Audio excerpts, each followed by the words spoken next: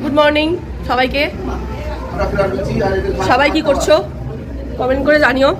সকাল সকাল সব আলু সিদ্ধ ভাত। এই আলু সিদ্ধ ভাত খাচ্ছিস তোরা? না, পান্তা ভাত। পান্তা ভাত, আলুর চোখার পেঁয়াজ। আর আমাদের হচ্ছে লুচি। লুচি খাওয়া হয়ে গেছে আমাদের। লুচি খাওয়া কমপ্লিট। বাচ্চা কাচ্চা আমরা সব লুচি খাওয়া কমপ্লিট। লুচির ভিডিও আর দেওয়া হয়নি, কালকে একবার দিয়েছি, দেখে নিও সেম। কিন্তু কালকে ঘুগনি ও দাঁড়াও আছে। এই যে লুচি আর এই যে আলু চচ্চড়ি শেষ। এই যে কাঠে রান্না হবে।